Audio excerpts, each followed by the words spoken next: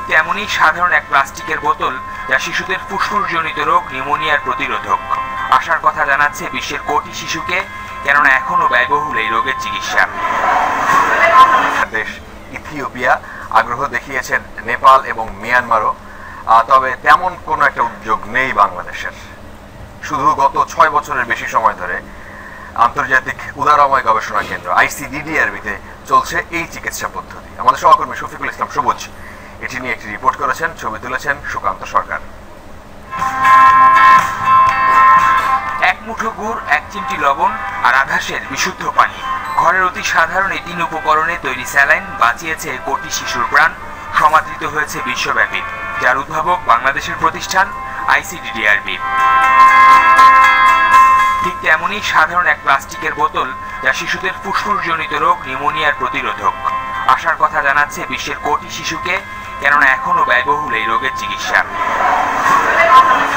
অভিনব এই আবিষ্কারের ব্যবহার ICDDRB-তে ভর্তি নিউমোনিয়া রোগে মৃত্যুর হার নামিয়ে এনেছে সিকিভাগে। ডাক্তার জোবায়ের চিশতির আবিষ্কার 6 বছর ধরে চলছে এখানে। এখন পর্যন্ত 1000 খানেক শিশু চিকিৎসা নিয়েছে কম খরচের এই পদ্ধতিতে। একটা প্লাস্টিক বোতলের মধ্যে পানি ভরে সেই পানির মাধ্যমে বুদবুদ তৈরির মাধ্যমে যে পরিমাণ ব্যাক প্রেশার হচ্ছে, সেই পরিমাণ সিপ্যাপ আমরা বাচ্চাকে দিচ্ছি। সেটার মেইন বিউটি হলো যে সে খুব সহজেই ওই ফাংশনাল রেসিডুয়াল ক্যাপাসিটিটা মেনটেন করতে পারে, যার জন্য যখনই তার দেখা যায় অক্সিজেনের রিজার্ভ ঠিক হয়ে গেছে, তো তখনই বাচ্চা সঠিকভাবে অক্সিজেন টানতে পারে এবং সেই অক্সিজেনটা সঠিকভাবে রক্তের মধ্যে মিশে যেতে পারে। বর্তমান চিকিৎসা ব্যবস্থায় নিউমোনিয়া আক্রান্ত শিশুদের শ্বাস প্রশ্বাসের ব্যবস্থা করা হয় ভেন্টিলেটরের মাধ্যমে, যেখানে দিনে কমপক্ষে খরচ 5000 টাকা।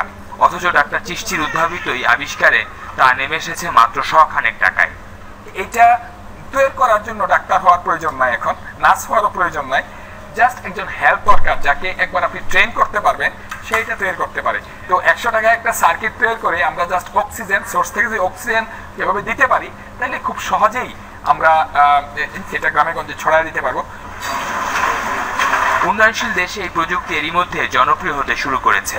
দেশের প্রত্যন্ত অঞ্চলের হাসপাতালগুলোতে তা পৌঁছে দিতে পারলে যেমন কমবে ব্যয়, তেমন কমবে শিশু মৃত্যুর ঝুঁকিও। কেননা এখনো বাংলাদেশে প্রতি বছর নিউমোনিয়া রোগে মারা যায় প্রায় 17,000 শিশু। আমি সেই দিন সবচেয়ে খুশি হব যেহেতু আমার দেশ বাংলাদেশের গ্রামে গঞ্জের হাসপাতালগুলিতে এটাকে ইমপ্লিমেন্ট করতে পারবো।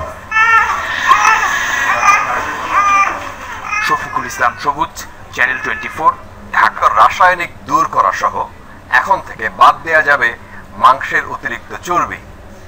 আর এছাড়া শাকসবজি ফলমূলের দ্রুত পচন রোধ করা সম্ভব একটি মেশিনের মাধ্যমে। ফুড কেয়ার নামে এমনই এক মেশিন উদ্ভাবন করেছেন আমাদের বাংলাদেশেরই যশোরের সিরাজুল ইসলাম মৃধা।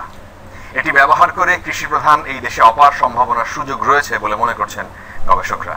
যশোর থেকে তৌহিদুর রহমানের। একদিকে ভেজাল খাদ্য, অন্যদিকে খাদ্যের অপচয়।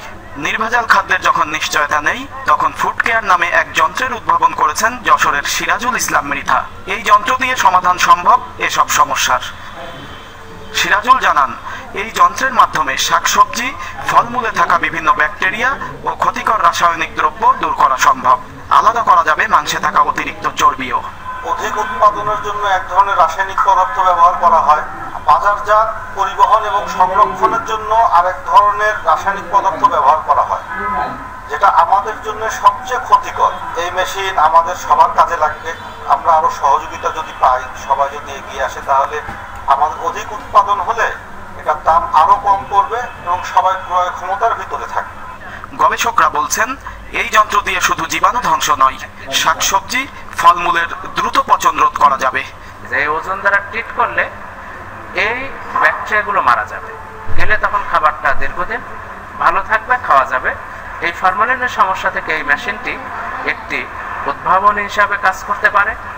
এই পদ্ধতি কৃষিতে সম্ভাবনার নতুন ক্ষেত্র তৈরি করবে মনে করেন এই কৃষি কর্মকর্তা। যে মেশিনটা যদি এই মানে কার্যকর থাকে, তাহলে দেখা যাবে যে আরো আমাদের এই কৃষিক্ষেত্রে যে পোস্ট হারভেস্ট যে লসটা, এটা কমায় আনতে সহায়তা করবে।